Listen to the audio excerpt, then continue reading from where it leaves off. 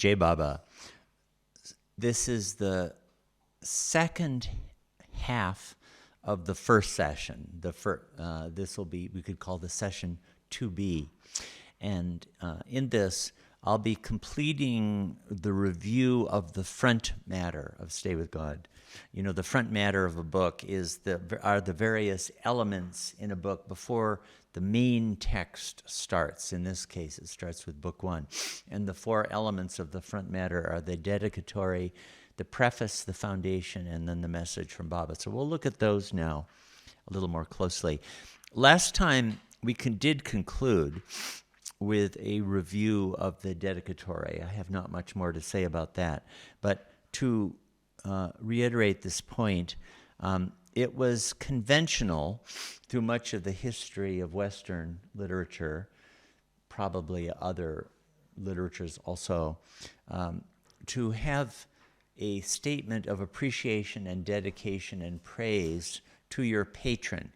Like if you're a poet and a patron gave you a big, you have to make a living somehow, gives you money to write a poem, you would often open the poem with a statement of thanks and praise and a dedication of your work to the patron.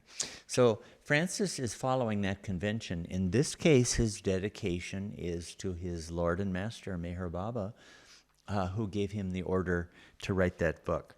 So he's dedicating it to him and hoping that it will serve the purposes of your work and Baba's work, and talking about his own experience writing it.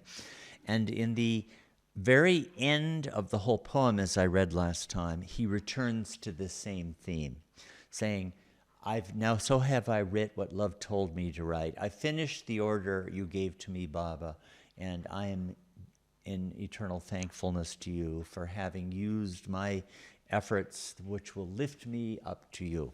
Okay, so this is how it begins, with a sonnet.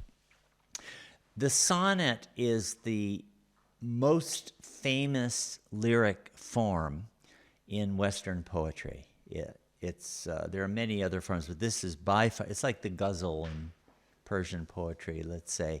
It began in the early Renaissance with the poet Petrarch, and many poets since then have written in this form. So it's a highly formal, and it's a difficult poetic form. You have to match this rhyme scheme and meter. The rhyme scheme is a difficult one.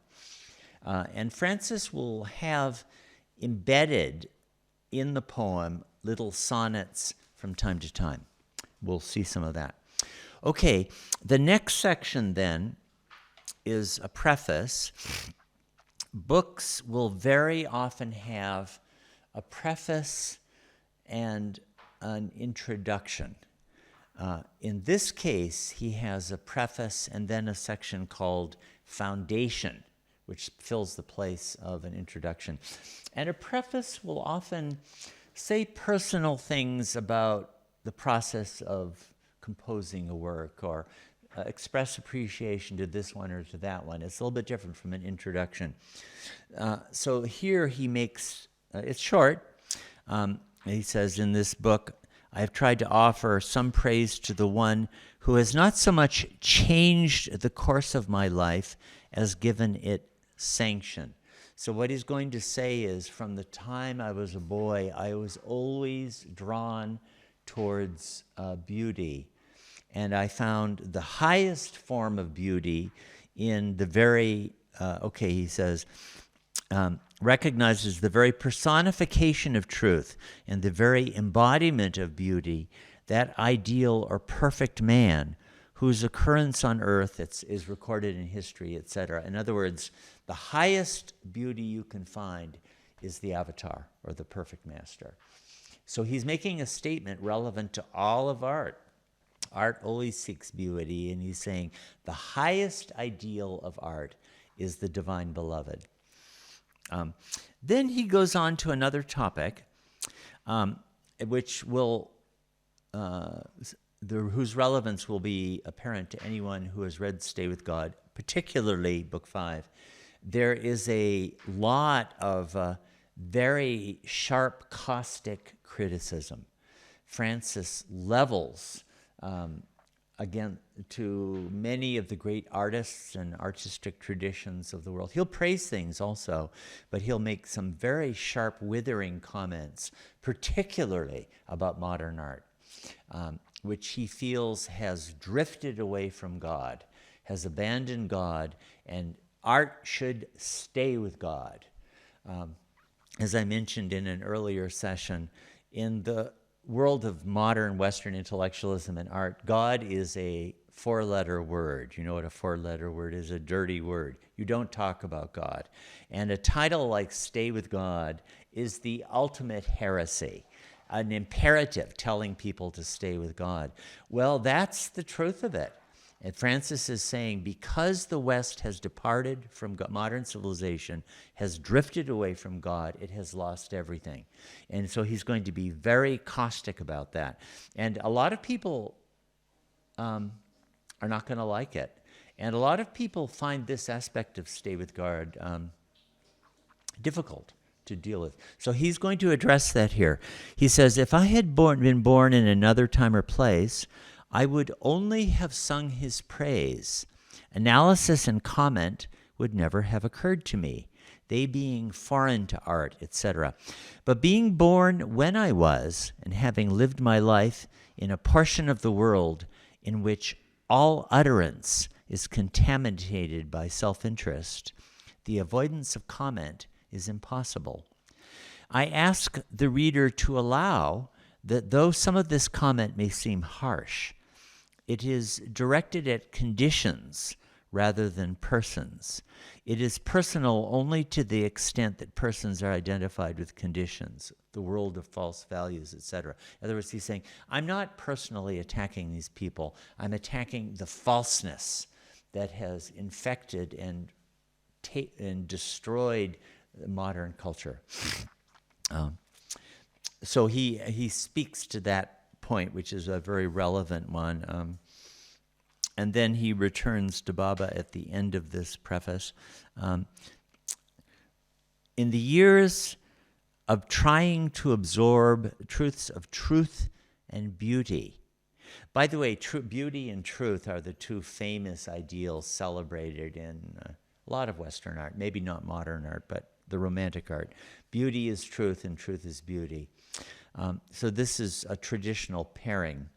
I have been as a pygmy wandering among giants, trying to pick up the elements of their speech. Okay, well, Francis had come into contact with Meher Baba's disciples. We're talking about the inner circle of the Avatar of the Age. So when you're among them, most of us are pygmies among giants. But he's also been engaging, Jalaluddin Rumi, Kabir, St. Francis of Assisi. These are the spiritual giants that he deals with a lot in Stay with God. So he's recognizing I'm just a pygmy among, these are the real giants of it. Trying to pick up the elements of their speech.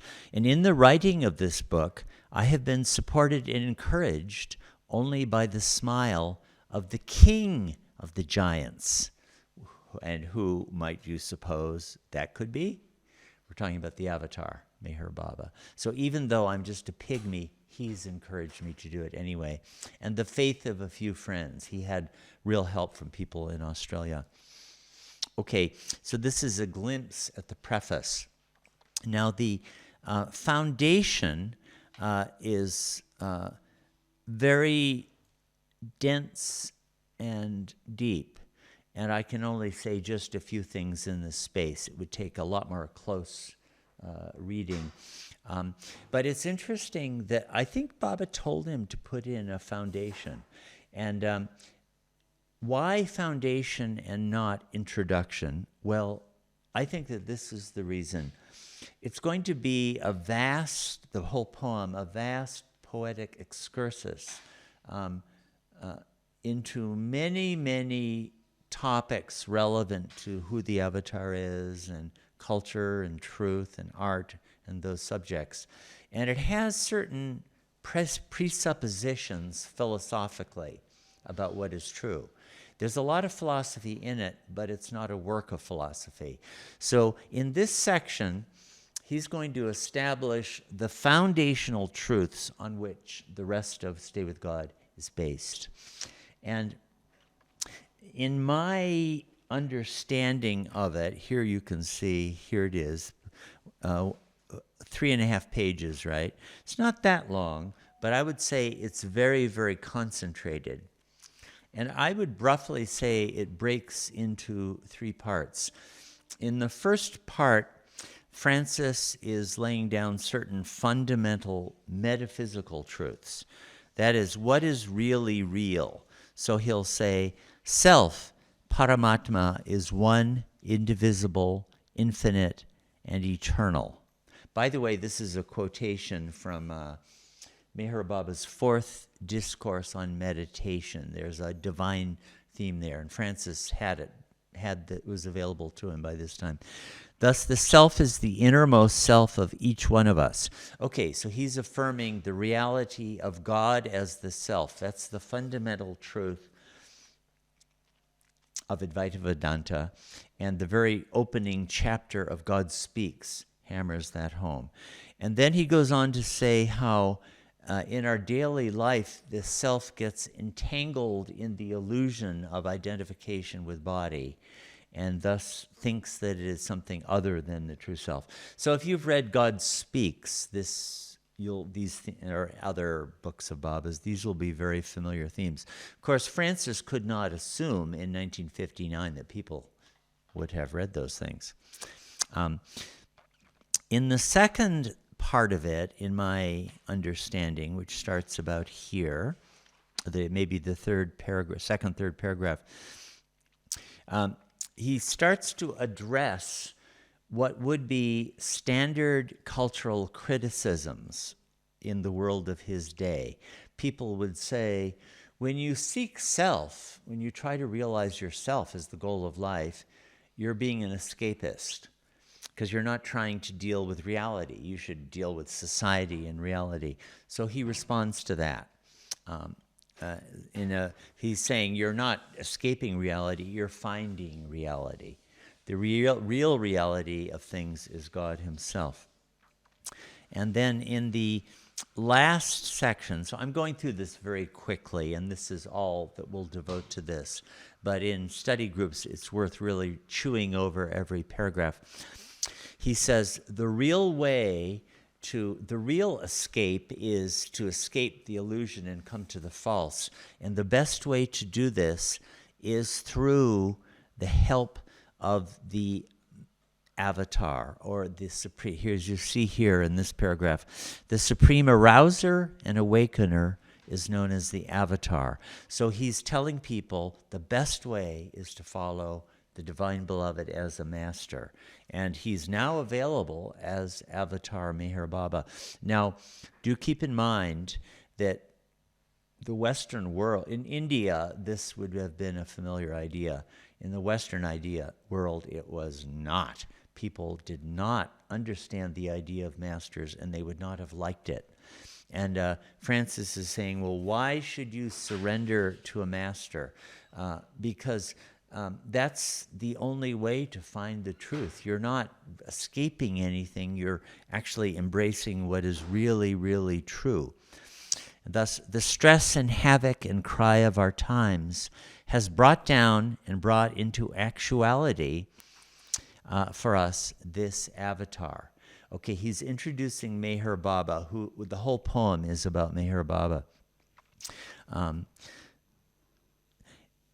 He asks about how do you, okay, I'll read a little bit of this. The prerequisite for his help, this time no less than when he was called Jesus or Krishna, is surrenderance. Modern man cheated of the fellowship which his democracy promised and forced more and more to surrender to authority, which betrays and even threatens to exterminate him. In other words, democracy in its ignorant form now promises freedom, but it actually makes you surrender to authoritarianism in one form or another. we have long forgotten that democracy is based upon surrenderance to one another in gentleness, to the humanity of ourselves in trust, to the ideal of self, etc. So in other words, that's real love and real democracy, is to surrender to the self who is God in others. And then to find proof of this, the first, there are three fundamental proofs. We demand proof that first, God is one, that our brother is our brother. Second, that an individual man can be conscious of the totality of that self. And third, that he whom others declare to be him is him. In other words, we need to be proved that God is one, that God can be found and realized, and that the incarnation of God as Meherabad is really that. And then in the next paragraph, I won't read it thoroughly, but I just want to call attention to this. The first two proofs is, and then he refers to the Katha Upanishad. The second proof, and then he refers to Gautama Buddha, the source of suffering. The third proof, practicing renunciation of oneself as required by Jesus. And the last one, the finding real humanity, is in Muhammad. So you see there, Hinduism, Buddhism, Christianity, and Islam. Okay, this is a little anticipation of what the book is going to be full of. Many, many allusions to personalities, beliefs, great works of art in the various great traditions of the world. So he includes that right in the foundation section. Okay, let's see. And so let's go on to the last element in the front matter. And here, this was given by Meherabad himself, dictated or created for this book. Although, as we'll see, the second half of it actually comes from a circular that had been released in 1952. And but the first part of it is not from there. So let's read it and look at it, and this will be the last element in our session 2B. This is very much the language of God speaks. Out of that nothing, mind came. Out of mind came this everything. By the way, pay close attention to capital letters and lowercase letters. Out of mind came energy. Energy holds this everything. Out of mind came this matter. Matter means this everything. This everything is also nothing coming out of that everything. Okay, here are the four key terms Baba is using. Everything with a capital E, nothing with a capital N, nothing with a lowercase n, and everything with a lowercase e, right? Those four. In God's Hand, if any of you who have read that, Baba hand wrote this in 1925, he uses the terms natural light, natural darkness, and unnatural light. They mean the same thing, in my opinion. Everything with a capital E means God. The God is state, the reality of God. Nothing with a capital N is that original nothing, unmanifested, that is inherent within the everything. In God Speaks and other places, Baba underscores, if everything is really to be everything, it has to include nothing. If nothing has been left out, everything is not complete. So this is the original nothing that is like an infinitesimal, non-existent point within the ocean of the everything. Okay, it's formless, it's without attributes. The false nothing is what comes out of that real nothing, as the unmanifested falseness of thoughts, ideas, forms, and all of that. And that false nothing manifests as the false everything, which is this entire creation that we see. It's the unnatural light. It's as it appears to our eyes, right? If you get those four concepts, that's what this is based on. So out of that nothing, that is to say, the original nothing inherent in God, mind came. Mental sphere. He's going to go through mental sphere, subtle sphere, gross sphere. Out of mind came energy. Energy holds this everything. That's the subtle sphere. The subtle sphere is the locus of power. So things can be held but through the operation of power. Out of mind came this matter. Okay, that's the gross sphere, right? So mental sphere, subtle sphere, gross sphere. Matter means this everything. That is to say, the material world seems like everything to us. When we say, if you look at everything, it's the gross world to most people. Matter means this everything. This everything, right, this is the false everything, right, is also nothing coming out of that everything. This false creation has come out of the real everything that is God. This is hardcore metaphysics. Baba wanted this put into this poem as right after the foundation. This nothing has come out of that nothing. Okay, this nothing means this false nothing has come out of that real nothing. That nothing came out of that everything, right? The nothing is contained within the everything of God. This nothing has taken the form of everything. Okay, the false nothing takes the form of the whole universe that we see. When we look out and see and taste and hear and touch and smell the world around us or think about it, it's all nothing manifested as if it was everything. It's a fake. It's telling us this is real when it is false completely. It's the false everything. So nothing has taken the form of everything, which is not everything.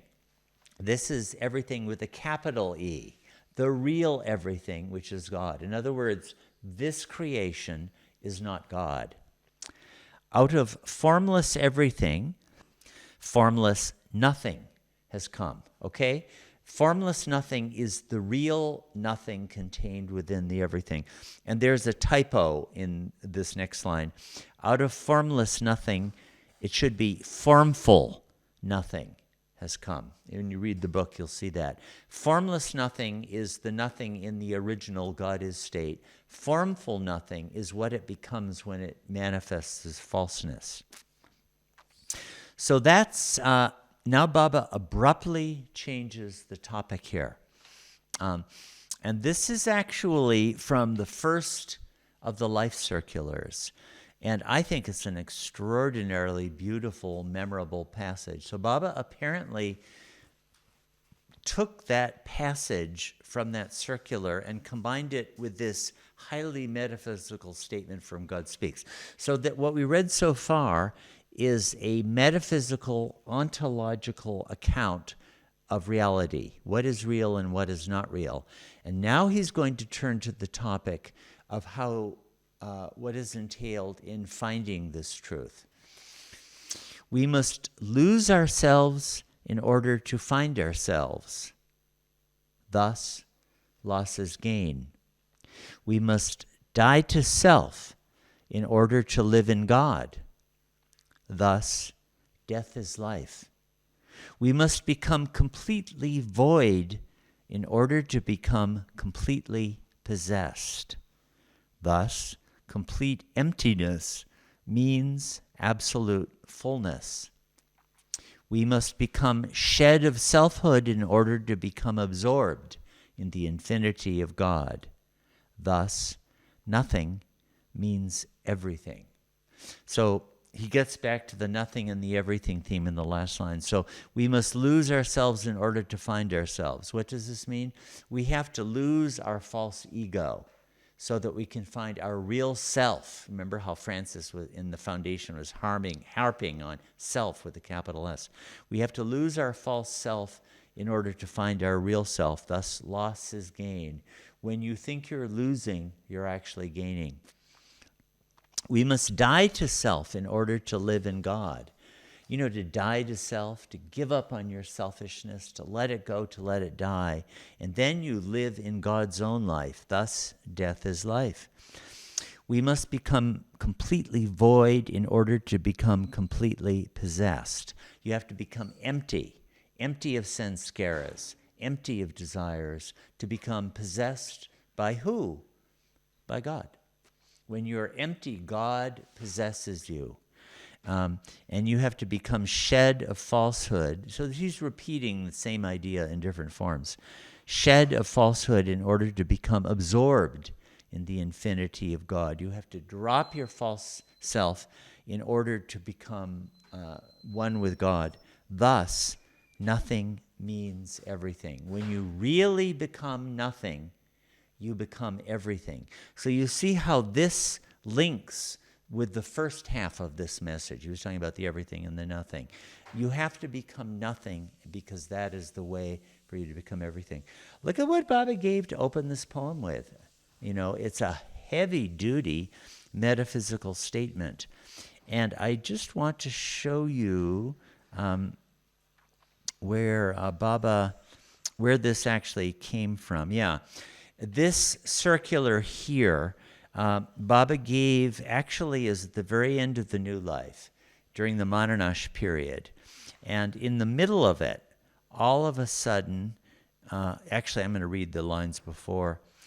This is one of the great messages. Unless and until ignorance is removed and knowledge is gained, the knowledge whereby the divine life is experienced and lived, everything pertaining to the spiritual seems paradoxical. God, whom we do not see, we say is real, and the world that we do see, we say is false, right? If we accept God alone as real, well, I see everything else except God. You know, it's paradoxical. In experience, what exists for us does not really exist, and what does not exist for us really exists. In other words, God does not exist for us, but God really exists. And now I was reading this to show you that he goes right into that same passage. We must lose ourselves in order to find ourselves, thus loss itself is gain, etc. So Baba took this little snippet out of that Life Circular from February 1952 and used it as the second half of this message. The first half of that message I haven't seen anywhere else. So this is the last element in the front matter before the beginning of the poem as such. And again, remember that Baba gave two other messages for incorporation into stay with God, which we'll look at in due course.